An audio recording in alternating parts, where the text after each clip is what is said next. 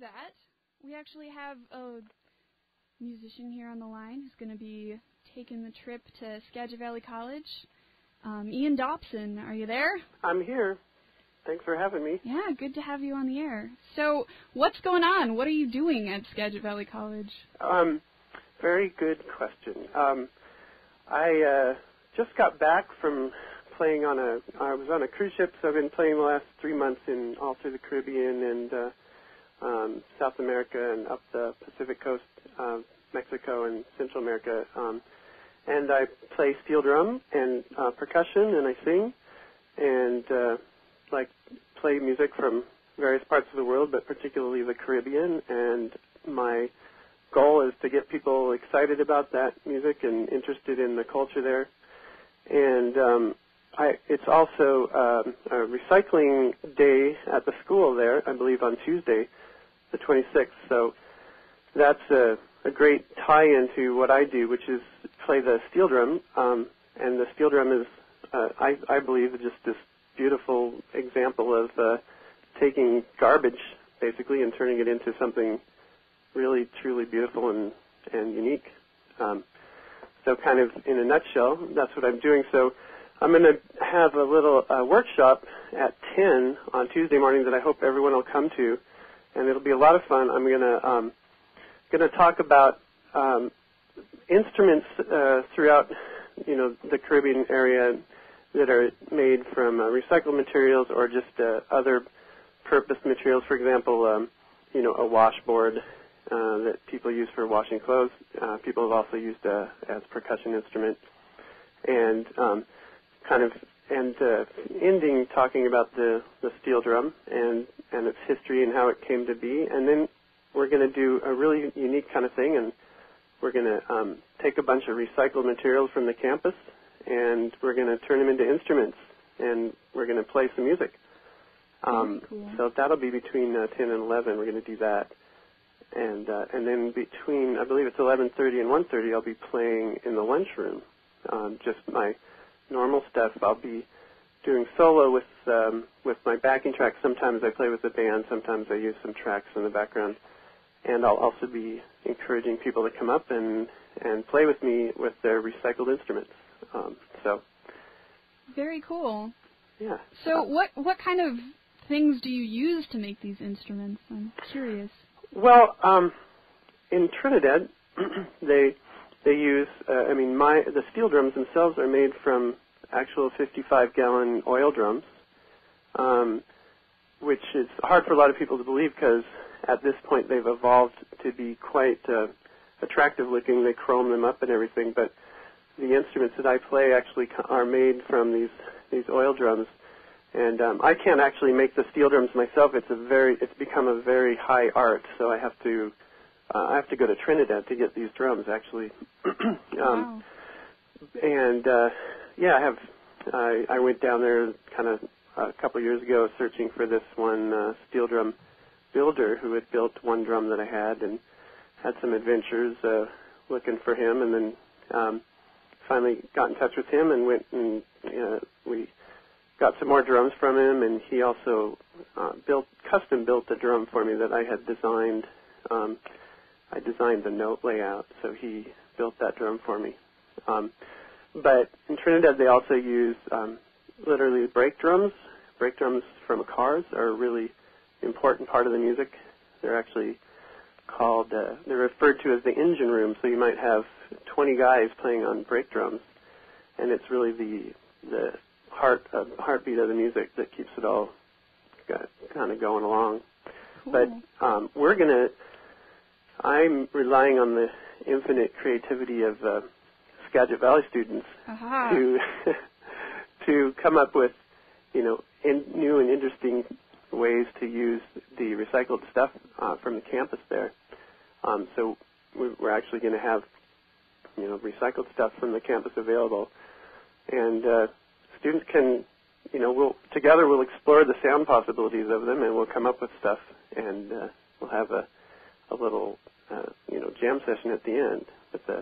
We'll come up with a piece, and it's I think in these times of kind of frugality with the economy down, it's kind of a great message to be able to look at this wonderful musical tradition from Trinidad, where they have been forced to come up with these creative ways to reuse materials, and we can do the same thing up there at Skagit Valley College and come up with our own musical creation out of the recycled materials from the campus. So very nice.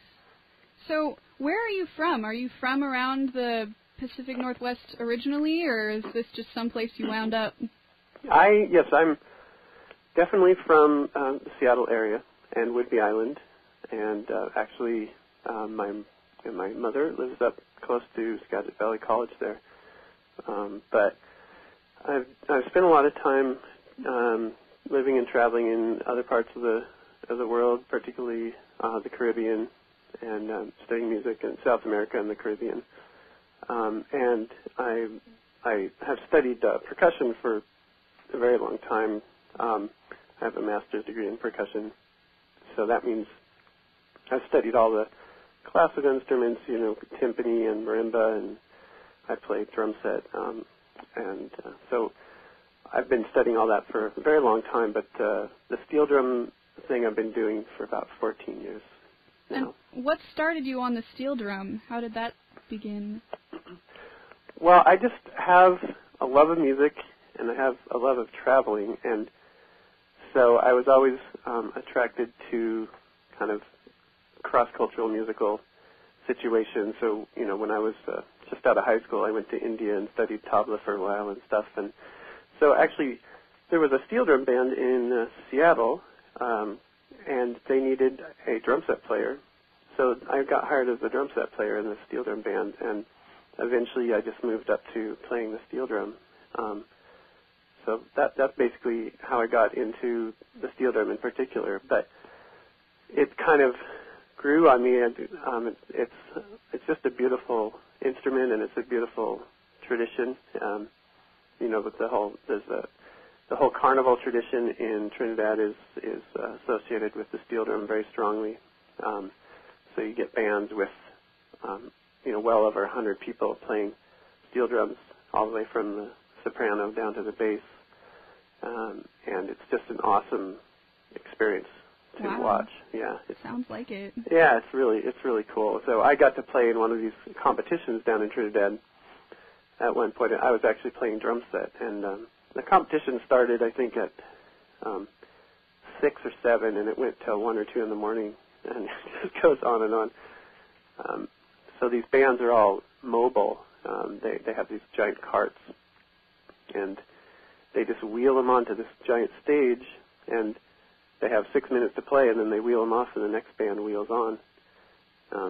So it's really neat. Cool. It sounds like you're really passionate about this music and about the craft behind the instruments. Absolutely, yeah. And I'm passionate about, encouraging people to explore other cultures, getting people excited to do that, particularly through music and dance. I also will probably show everyone a dance step or two at the little workshop thing. So yeah, I'm very passionate about it, and in this particular case, I really want to get people involved. It's a group thing. It's a group effort, this music, and I want it to be all of our creation, not just me. So very cool. Yeah, and I actually put up I have a website it's like a little social networking group, but I'll have a video up there. I was just in Los Angeles a couple days ago working with a musician that I perform with down there, and we made a fun little video where we hiked up to Griffith Park, which is a famous observatory right next to the Hollywood Hills sign.